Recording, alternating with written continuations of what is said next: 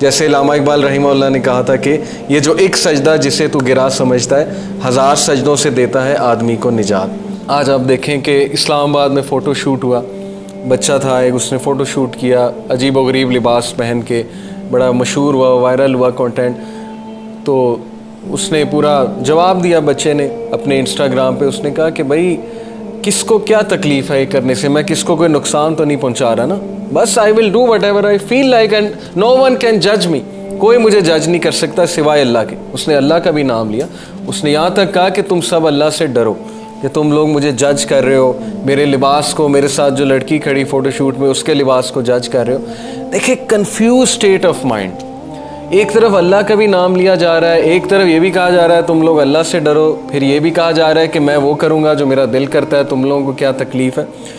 اس لیے بہت ضروری ہے کہ ہم قرآنک کنسیپٹ آف فریڈم کو سمجھیں، قرآنک کنسیپٹ آف آزادی کو سمجھیں۔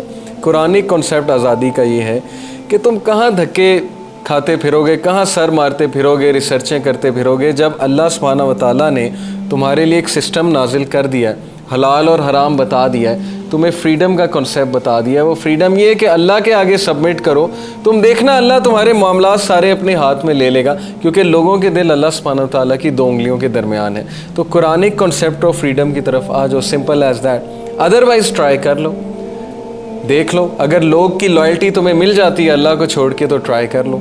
یہ ایک بہت بڑی بات ہے جو میں نے کی ہے، اگر آپ اس پہ سوچیں تو سوال یہ ہے کہ کیا ایک بندہ جب اللہ کو چھوڑ دیتا ہے تو وہ یہ سمجھتا ہے کہ وہ آزاد ہو گیا، اب اسے کسی کی غلامی نہیں کرنی پڑے گی، رادر اسے انسانوں کی بھی غلامی کرنی پڑے گی، وہ انسانوں کو بھی خوش کرے گا، نہ انسان خوش ہوں گے، اسے جو ہے وہ معاشرے کی بھی غلامی کرنی پڑے گی، نہ اس سے معاشرہ خوش ہوگا، اسے کلچر کی بھی غلامی کرنی پڑے گی، کلچر بھی اس سے خوش نہیں ہوگا، اسے جو ہے وہ ان ورسٹ کیس سینیریو ایسی چیزوں کی غلامی کرنی پڑے گی کہ وہ سوچ بھی نہیں سکتا ہے۔ کیوں؟ کیونکہ جب وہ اللہ سبحانہ و تعالیٰ کی عبدیت سے نکل گیا، جب وہ اللہ کی ورشپ سے نکل گیا، تو پھر اللہ سبحانہ تعالیٰ ایسے بندے کو چھوڑ دیتے ہیں کہ ٹھیک ہے تم نے مجھے میری قدر نہیں کی، ان لوگوں نے، جیسے اللہ کہتے ہیں نا سورہ زمر کی ورس ہے کہ ان لوگوں نے اللہ کی وہ قدر نہیں کی جیسے اس کی قدر کرنے کا حق۔ جیسے علامہ اقبال رحمہ اللہ نے کہا تھا کہ یہ جو ایک سجدہ جسے تو گرا سمجھتا ہے 1000 سجدوں سے دیتا ہے آدمی کو نجات۔ تو اس حوالے سے سب سے پہلے میں آپ کو قرآن کی ایک ورس سناتا ہوں، سورہ عنکبوت ہے، بلکہ سورہ زمر ہے، چیپٹر 39 ورس نمبر 29۔ اس میں اللہ سبحانہ و تعالیٰ ایک مثال پیش کرتے ہیں اس شخص کی جو اللہ سبحانہ و تعالیٰ کا عبد ہے، جو اللہ کی عبادت کرتا ہے اور جو اللہ کے آگے سبمٹ کرتا ہے، جو اللہ کو اپنا ماسٹر سمجھتا ہے، اس شخص کی مثال پیش کرتے ہیں۔ اعوذ باللہ من الشیطان الرجیم۔ ضرب اللہ مثلا رجلا فیہ شرکاء متشاکسون ورجلا سلما لرجل هل یستویان مثلا۔ کیا مثال پیش کی اللہ سبحانہ تعالیٰ نے کہ اللہ puts forth a similitude، اللہ تمہارے سامنے ایک مثال پیش کرتا ہے۔ a man، ایک بندہ، belonging to many partners disputing with another، ایک ایسا انسان جو کہ بہت سے لوگوں کا غلام ہے اور وہ سارے کے سارے جو اس کے ماسٹرز ہیں وہ آپس میں اختلاف کر رہے ہیں، اس شخص کو سمجھ نہیں آ رہی میں نے کہنا کس کا ماننا ہے۔ and a slave man belonging entirely to one master، and Allah gives you an example of a man who belongs entirely to one master، اور ایک ایسا انسان جو ایک ماسٹر کا غلام ہے، ایک ماسٹر کے انڈر ہے۔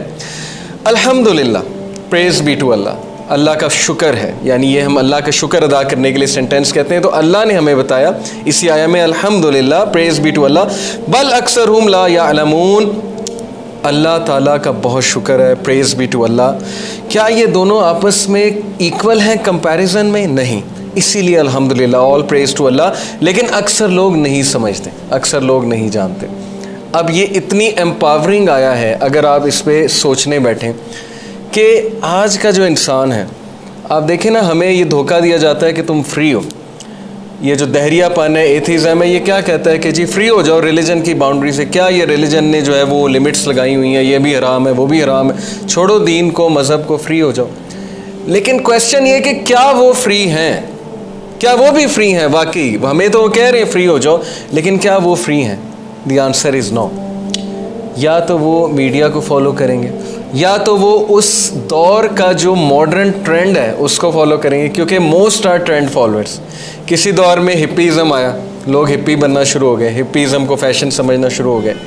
کسی دور میں سوشلزم بہت فروغ پایا، لوگ سوشلسٹ ذہن کے ہو گئے. کسی دور میں کمیونزم بہت فروغ پایا، لوگ کمیونسٹ ہو گئے.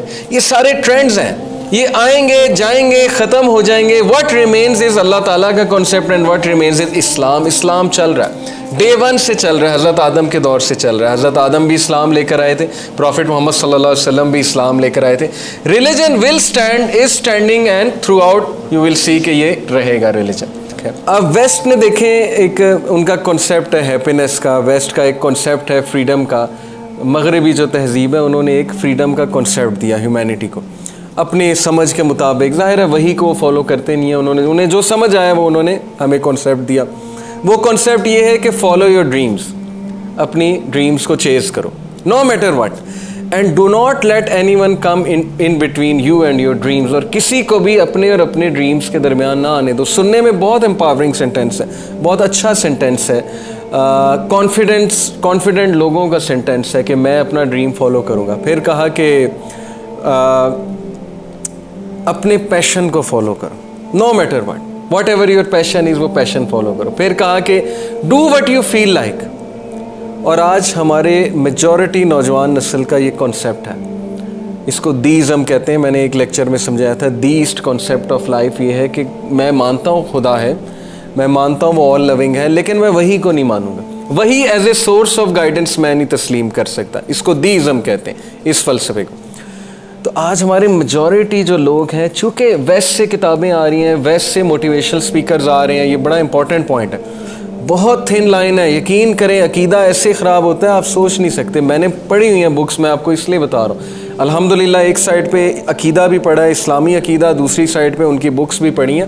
یہ اللہ نے بصیرت دی کہ I was able to recognise, لیکن ہر ایک کے پاس یہ چیز نہیں ہوتی کہ وہ ریکگنائز کر لیں. بہت سے لوگ ان سے ہیلپ لیتے ہیں، جو کہ کوئی حرج نہیں ہے، میں اس کو نہیں کہتا کہ نہیں لینی چاہیے. آپ سیلف ہیلپ بکس پڑھیں، لیکن بیویئر کہ ان کی جو تہذیب ہے اس کے کچھ خاص پلرز ہیں، اور ان پلرز میں سے ایک پلر ہے انڈیویجولزم، انفرادیت. West is all about individualism and individualistic philosophy of life. ان کا پہلی جو فوکیت ہے وہ انڈیویجول ہے. ہیومنزم کی بھی، ہیومنزم بھی ایک پوری فلاسفی آف لائف ہے جو کہتا ہے انڈیویجول میٹرز، فرد میٹر کرتا ہے، اس سے پہلے کہ معاشرے کی بات ہے فرد کی بات کرو. Islam on the other side talks about collectivism. یہ بہت بیسک ڈفرینس ہے.